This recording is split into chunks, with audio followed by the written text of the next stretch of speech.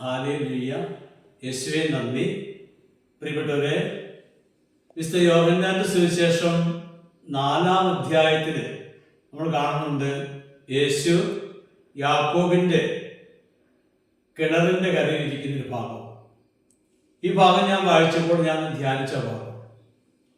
അപ്പോൾ അത് യെശയ്യ പ്രവാചകൻ, അതായത് യേശു ജനിക്കുന്നതിന് നൂറ്റാണ്ടുകൾക്ക് മുമ്പ് ജീവിച്ച പ്രവാചകൻ പരിശുദ്ധാത്മാവിലൂടെ പ്രവചിച്ച ഒരു പ്രവചനത്തിന്റെ പൂർത്തീകരണമാണ് യേശു ആ കിണറിന്റെ കരയിലിരുന്നത്. യെശയ്യാ പ്രവാചകന്റെ പുസ്തകം 12-ാം അധ്യായം 2-3 വചനം വായിക്കുമ്പോൾ ആദ്യം പറഞ്ഞ വചനം ഇതാണ്: ദൈവമേ, അങ്ങന്റെ രക്ഷയാണ്. അതിനുശേഷം പറയുവാണ്, 3-ാമത്തെ വചനത്തിൽ പറയുന്നു, രക്ഷയുടെ കിണറ്റിൽ നിന്ന് നീ സന്തോഷത്തോടെ ജലം കോരിയെടുക്കും. ആദ്യം പറഞ്ഞു ദൈവമേ അങ്ങന്റെ രക്ഷയാണ്. പിന്നെ പറയുവാണ് ദൈവമാകുന്ന ആ രക്ഷയുടെ കിണറ്റിൽ നിന്ന് സന്തോഷത്തോടെ ജലം കോരിയെടുക്കും. പ്രിയപ്പെട്ടവരെ, യെശയ്യാ പ്രവാചകൻ എന്ന് പറയുമ്പോൾ ഈ രക്ഷയുടെ കിണറ്, അല്ലെങ്കിൽ ഈ രക്ഷയുടെ കിണർ എന്ന് പറയുന്നത് നമ്മുടെ കർത്താവായ യേശുക്രിസ്തുവാണ്. Hallelujah, hallelujah. ഈ യേശുക്രിസ്തുവിൽ നിന്ന് കോരിയെടുക്കുന്ന ജലം എന്താണ്? അത് പരിശുദ്ധാത്മാവാണ്. അതുകൊണ്ടാണ് യേശു ആ കിണറിന്റെ കരയിരിക്കുന്നത്. അപ്പോൾ അന്ന് പ്രവാചകൻ പ്രവചിച്ച ആ പ്രവചനത്തിന്റെ പൂർത്തീകരണമാണ് താനെന്ന സത്യം നമുക്ക് വെളിപ്പെടാൻ വേണ്ടിയാണ് ഈശോ അവിടെ ഇരുന്നത്. പാപിനിയ സ്ത്രീയോട് വെള്ളം വരാൻ വരുന്നുണ്ട്. അവളെ കണ്ടപ്പോൾ ഈശോ അവളോട് പറഞ്ഞ വാക്കുണ്ട്, യോഹന്നാന്റെ സുവിശേഷം 4:13, ഈ വെള്ളം കുടിക്കുന്ന ഏവനും വീണ്ടും ദാഹിക്കും. ഞാൻ നൽകുന്ന വെള്ളം കുടിക്കുന്നവന് പിന്നീട് ഒരിക്കലും ദാഹിക്കുകയില്ല. ഞാൻ നൽകുന്ന ജലം അവനിൽ നിത്യജീവനിലേക്ക് നിർഗളിക്കുന്ന അരുവിയായി മാറും. Hallelujah, hallelujah. യേശു ആകുന്ന ആ രക്ഷയുടെ കിണറ്റിൽ നിന്ന് കോരിയെടുക്കുന്ന ജലം പരിശുദ്ധാത്മാവാണ്. ആ പരിശുദ്ധാത്മാവിനെ സ്വീകരിക്കുന്നവർക്ക് പിന്നെ ദാഹിക്കുകയില്ല. പ്രിയപ്പെട്ടവരെ, ഈ വെള്ളം കുടിക്കുന്ന ഏവനും വീണ്ടും ദാഹിക്കുമെന്ന് യേശു പറയുമ്പോൾ അത് ആ കിണറ്റിലെ വെള്ളത്തെ പറ്റിയല്ല. ആ സ്ത്രീയോട് പറയുമ്പോൾ അതിന്റെ അർത്ഥം എന്താണെന്നറിയാമോ? നീ കുടിക്കുന്നത് പാപത്തിന്റെ ജലമാണ്, ജഡമോഹങ്ങളുടെ ജലമാണ്. ഇതെത്ര കുടിച്ചാൽ നിനക്ക് ദാഹം തീരുകയില്ല, ജഡത്തിന്റെ ആസക്തി തീരുകയില്ല. ഞാൻ നൽകുന്ന ജലം അത് പരിശുദ്ധാത്മാവാണെന്ന് നമുക്കറിയാം. അത് കുടിച്ചാൽ ദാഹം തീരും. പ്രിയപ്പെട്ടവരെ, നമുക്കറിയത്തില്ലേ, ചിലരൊക്കെ എത്ര മദ്യപിച്ച് മടുത്താലും വീണ്ടും കുടിക്കും, എത്ര പുകവലിച്ചാലും വീണ്ടും പുകവലിക്കും, എത്ര മോശമായ പണം കണ്ടാലും വീണ്ടും കാണും. ഇതിന്റെ അർത്ഥം എന്താ? അത് ലോകം തരുന്ന, അതിന് പിശാച് തരുന്ന ജഡ ആസക്തിയുടേതാണ്. അതെന്തുമാത്രം ഉപയോഗിച്ചാലും ഒരിക്കലും ദാഹം തീരുക, അത് വീണ്ടും വീണ്ടും ഉപയോഗിക്കും. പ്രിയപ്പെട്ടവരെ, യേശു പറഞ്ഞ ഈ പരിശുദ്ധാത്മാവാകുന്ന ജലം കുടിക്കുമ്പോഴാണ്, പരിശുദ്ധാത്മാവിനെ സ്വീകരിക്കുമ്പോഴാണ് യഥാർത്ഥത്തിൽ ജഡത്തിന്റെ ആസക്തികളും അഭിലാഷങ്ങളും മറികടന്ന് മുന്നോട്ട് പോകാൻ സാധിക്കുകയുള്ളൂ. Hallelujah, hallelujah. അതുകൊണ്ടാണ് നമ്മുടെ കർത്താവായ യേശു പറയുന്നുണ്ടോ, വിശുദ്ധ യോഹന്നാന്റെ സുവിശേഷം 7-ാം അധ്യായത്തില് 37-38 യേശു പറയുവാണ്, തിരുനാളിന്റെ അവസാനത്തെ മഹാദിനത്തിൽ യേശു എഴുന്നേറ്റ് നിന്ന് ശബ്ദമുയർത്തി പറഞ്ഞു, ആർക്കെങ്കിലും ദാഹിക്കുന്നെങ്കിൽ അവൻ എന്റെ അടുക്കൽ നിന്ന് കുടിക്കട്ടെ.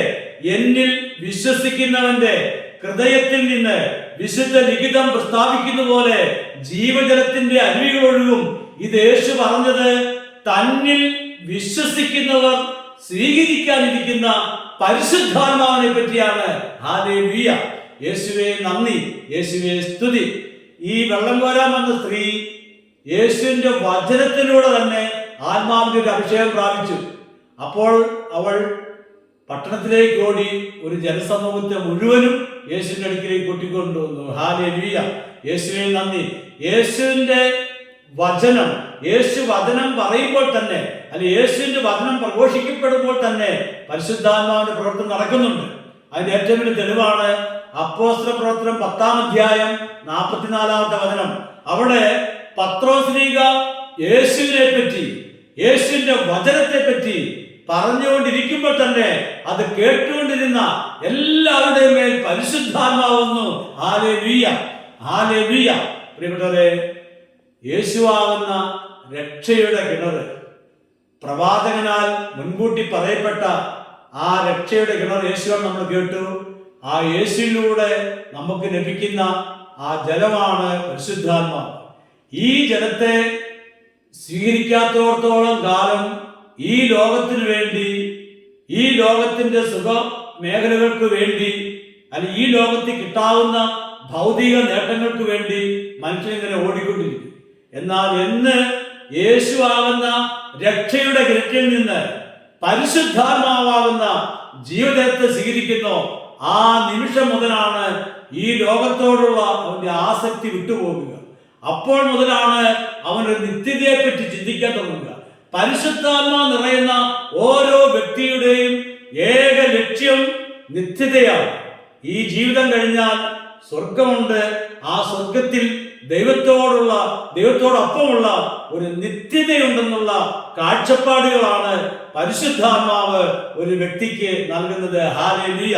ബൈബിൾ വായിക്കുമ്പോൾ അറിയാൻ സാധിക്കും, ഈ പരിശുദ്ധ ബൈബിളിൽ യേശുവിനെ ആത്മാർത്ഥമായി അനുഗമിച്ച എല്ലാവരും യേശുവാകുന്ന രക്ഷയുടെ ആ കിണറ്റിൽ നിന്ന് പരിശുദ്ധാത്മാവാകുന്ന ജീവജലം സ്വീകരിച്ച ഓരോ വ്യക്തിയും അവരുടെ ഏക ലക്ഷ്യം യേശുക്രിസ്തുവിലൂടെ പിതാവായ ദൈവം നമുക്ക് വാഗ്ദാനം നൽകിയ ആ നിത്യജീവനിലേക്ക് മാത്രമായിരുന്നു അവരുടെ ലക്ഷ്യവും അവരുടെ യാത്രയും. ഹല്ലേലൂയ.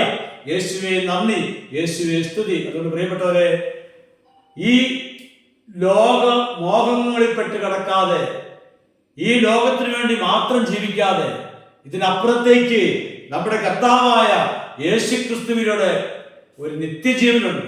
യേശുവാകുന്ന ആ രക്ഷയുടെ കിണറ്റിൽ നിന്ന് പരിശുദ്ധാത്മാവിനെ സ്വീകരിക്കണം. പരിശുദ്ധാത്മാവിനെ സ്വീകരിച്ച് ഒരു നിത്യതയിലേക്ക് നോക്കി ജീവിക്കാനുള്ള ഒരു ആത്മീയ കരുത്ത്, ഒരു ആത്മീയ ബലം നമുക്ക് കിട്ടേണ്ട ഒരു കാലഘട്ടത്തിലാണ് നാം ഓരോരുത്തരും നിൽക്കുന്നത്. കാരണം തിന്മയുടെ ശക്തി വളർന്ന് ലോകത്തിന്റെ എല്ലാ ഭാഗങ്ങളിലും അവന്റെ ശക്തിയും അവന്റെ അധികാരത്താൽ കീഴ്പ്പെടുത്തിക്കൊണ്ടിരിക്കുന്ന ഈ കാലഘട്ടത്തില് യേശുവിന്റെ ഒരു വീണ്ടും വരവുണ്ട്. അതിലൂടെ ഒരു പുതിയ പന്തക്കോസ്തായുണ്ട്. ഈ യുഗത്തിനൊരു മാറ്റം വരും. ഈ ഒരു നല്ല ബോധ്യത്തോടു കൂടി നമുക്ക് യേശുവാകുന്ന ആ രക്ഷയുടെ കിണറ്റിൽ നിന്ന് പരിശുദ്ധാത്മാവിനെ സ്വീകരിച്ച കർത്താവേ, അങ്ങാകുന്ന രക്ഷയുടെ കിണറ്റിൽ നിന്ന് പരിശുദ്ധാത്മാവാകുന്ന ജീവജലം എൻ്റെ ഹൃദയത്തിൽ നിറയ്ക്കണമെന്ന് ഇനിയുള്ള കാലങ്ങളിൽ നമുക്ക് ആത്മാർത്ഥമായി പ്രാർത്ഥിച്ചൊരുങ്ങാം. Hallelujah, hallelujah. യേശുവേ നന്ദി, യേശുവേ സ്തുതി. ആമേൻ.